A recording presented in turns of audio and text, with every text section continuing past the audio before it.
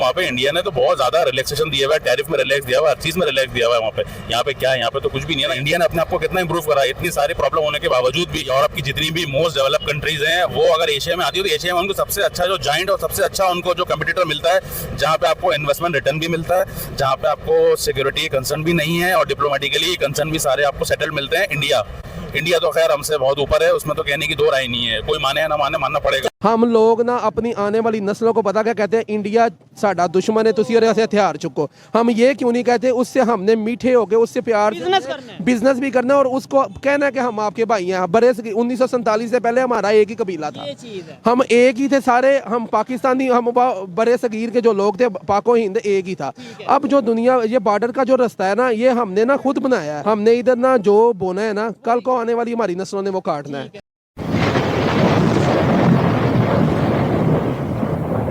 पाकिस्तान के अंदर से फिनलैंड की एम्बेसी ने पूरा अपना मिशन ही खत्म कर दिया। एम्बेसडर भी उनके चले गए, यहाँ पे दूसरे जो सिफारतकार थे वो भी चले गए।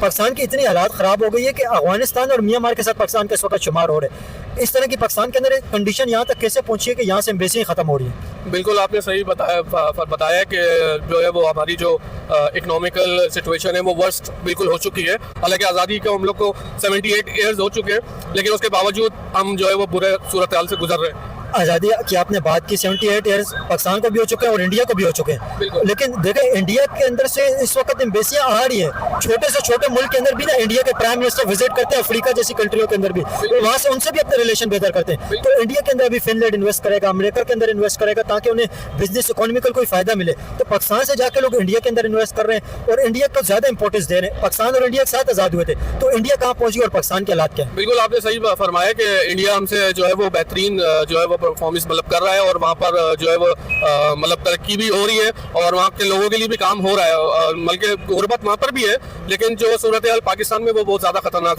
मतलब चली गई है।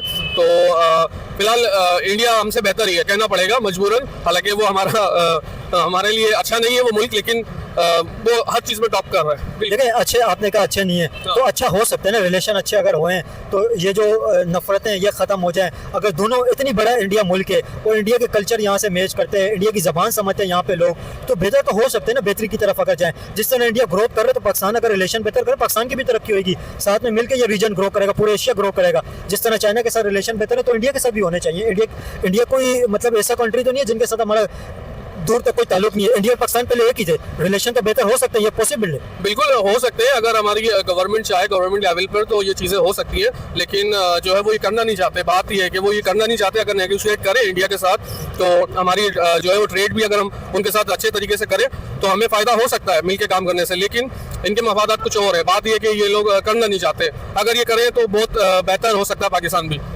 तो इंडिया और पाकिस्तान के अंदर बेसिकल आप फ़र्क क्या समझते हैं जिस वजह से इंडिया ने इकोनॉमिकल ग्रोथ कर ली और इंडिया इस वक्त टॉप 4 इकोनॉमी में आ गया, वर्ल्ड की 4th लार्जेस्ट इकोनॉमी बन गए और बहुत जल्दी कहा जा रहा है कि इंडिया जर्मनी को भी पीछे छोड़ के वर्ल्ड की 3rd लार्जेस्ट इकोनॉमी में आ जाएगा और उसके अलावा फिर चाइना और अमेरिका ही इंडिया से आगे होंगे। और इंडिया इतना ज़्यादा ग्रो कर गया कि सबको पीछे छोड़ के अभी वर्ल्ड की 3rd लार्जेस्ट इकोनॉमी की तरफ उसका रास्ता चला गया और 4थी लार्जेस्ट इकोनॉमी इस वक्त दुनिया की। इंडिया और पाकिस्तान दोनों एक साथ आज़ाद हुए, दोनों तकरीबन कल्चर भी मैच करते हैं, ज़बान भी एक दूसरे के लोग समझते हैं। तो इंडिया इतना ग्रो करके पाकिस्तान नहीं करे, इसका फ़र्क क्या समझते आप? इसकी वजूहत क्या है? इंडिया और पाकिस्तान के अंदर क्या फ़र्क है? मैं जो समझता हूँ, एक तो सियासतदानों का फ़र्क है, वो अपने मुल्क के साथ जो है वो मुखलिस है, वो कुछ करना चाहते हैं अपने मुल्क के लिए और वहाँ की अगर बोलना नहीं चाहिए, लेकिन वहाँ की आर्मी भी जो है वो अपने मुल्क के लिए सोचती है। और दूसरा बेसिकली वहाँ पर सूबे जो है वो बहुत ज़्यादा हो चुके हैं और जो सूबे हम यहाँ पर भी हमें ज़रूरत है कि इनको जो है वो डिवाइड किया जाए ज़्यादा से ज़्यादा यूनिट्स पे, ताकि जो है वो गवर्नेंस बेहतर की जा सके और हर सूबे में जो है वो हर सिटी में जो है वो काम हो सके। तो इंडिया में जो मैं समझता हूँ वो मुहब्बे वतन है, लोग अपने मुल्क के लिए बेहतर तरीके से काम कर रहे हैं। यहाँ कोई मुहब्बे वतन नहीं है। यहाँ कोई भी जज, कोई भी जो है वो रिटायर्ड होता है तो वो आउट ऑफ कंट्री चले जाते हैं और यही पॉलिटिशियन का भी यही हाल है कि वो यहाँ से रिटायर्ड मतलब होते हैं, जब उनकी सियासत खत्म होती है तो वो दूसरे मुल्क शिफ्ट कर जाते हैं। तो कोई भी बेसिकली हमारे मुल्क से मुखलिस नहीं है। पाकिस्तान की इकोनॉमी इतनी ज़्यादा डाउन हो गई, यहाँ से लोग एम्बेसी ख़त्म करके जा रही हैं कंट्रियाँ। पाकिस्तान की इकोनॉमी तो खैर अभी भी अच्छी है, ऐसा मसला नहीं है, लेकिन जो असल जो सिक्योरिटी कंसर्न है ना, इसकी वजह से सारे मैटर हो रहे हैं। नहीं, उन्होंने ये रीज़न बताया कि यहाँ पे बिजनेस के हमारे रिलेशन इतने ज़्यादा बेहतर नहीं है और पॉलिटिकल इंस्टेबिलिटी, ये 2 रीज़न उन्होंने बताया। नहीं, बिजनेस तो अभी भी पाकिस्तान में बहुत है, लेकिन जो आपका दूसरा पॉइंट है कि बिजनेस इंस्टेबिलिटी और यहाँ पे जो दहशतगर्दी का जो मैटर है ये है, क्योंकि अभी आपने देखा श्रीलंका की टीम आई थी, माजी में एक दफा आई थी, इसके ऊपर धमाके हुए थे, उसके बाद श्रीलंका बहुत अरसे तक नहीं आई है। अभी अच्छा खासा सब कुछ सही चल रहा था, उसके बावजूद अभी एक धमाका हुआ है, तो श्रीलंका जाने वाली थी। इस्लामाबाद में जो ब्लास्ट हुआ था उस वजह से बिल्कुल नहीं, गवर्नमेंट ने हाथ पैर जोड़ के उनको किसी तरह मनाया कि भाई रुक जाओ, वरना वो भी चली आती है। आप बिजनेस की बात करो, सिक्योरिटी कंसर्न की वजह से यहाँ मैचेस नहीं हो पा रहे, तो इन्वेस्टर कहाँ से आएगा यहाँ पे? उसको अपनी, भाई आप भी यहाँ पे इन्वेस्ट करना वहीं चाहोगे ना जहाँ आपको अपनी जान और अपने माल की तहफ़्फ़ुज़ का यकीन ही हो।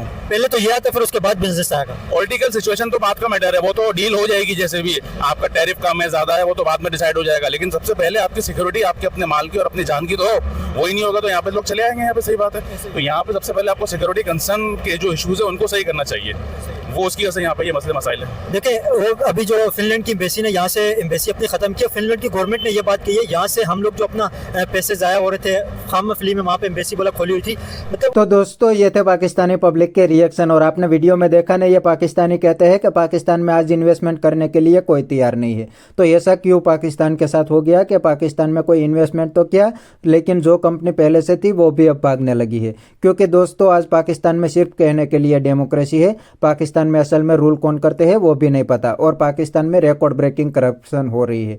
तो दोस्तों बात कुछ ऐसी है कि ये पाकिस्तानी पॉलिटिशियन तो सिर्फ दिखावे के लिए है, वो पाकिस्तान के लिए कोई भी डिसीजन नहीं ले सकते। डिसीजन तो क्या, पाकिस्तान आर्मी की परमिशन के बिना हिल भी नहीं सकते, क्योंकि असल में रूल तो पाकिस्तान आर्मी ही करती है। और दोस्तों दुनिया की कोई भी कंपनी पाकिस्तान आर्मी को क्वेश्चन भी नहीं कर सकती, वरना उनका बिजनेस बर्बाद हो जाएगा। इसलिए दुनिया की बड़ी कंपनी पहले से ही डरती है पाकिस्तान में बिजनेस करने से, क्योंकि पाकिस्तान में एक तो पॉलिटिकल स्टेबिलिटी नहीं है और पाकिस्तान की इकोनॉमी भी बर्बाद हो गई है। पाकिस्तान की इकोनॉमी तो आज ऑक्सीजन पे है, IMF के बिना पाकिस्तान की इकोनॉमी जरा भी आगे नहीं बढ़ सकती। अगर IMF पाकिस्तान को लोन देना बंद कर दे तो पाकिस्तान की इकोनॉमी आज ही क्रैश हो जाएगी। इसीलिए दुनिया पाकिस्तान को छोड़ के इंडिया में इन्वेस्टमेंट करने के लिए दौड़ती है, क्योंकि इंडिया में पॉलिटिकल स्टेबिलिटी भी है और इंडिया की इकोनॉमी भी तेज़ी से ग्रो कर रही है। इसीलिए पूरी दुनिया को पता है कि इंडिया में इन्वेस्टमेंट करके फ़ायदा ही होने वाला है। तो बस दोस्तों आज के वीडियो में इतना ही। ये थे पाकिस्तानी पब्लिक के रिएक्शन। अगर आपको ये वीडियो पसंद आया तो वीडियो को लाइक शेयर कर दीजिए। थैंक यू, मिलते हैं नेक्स्ट वीडियो में।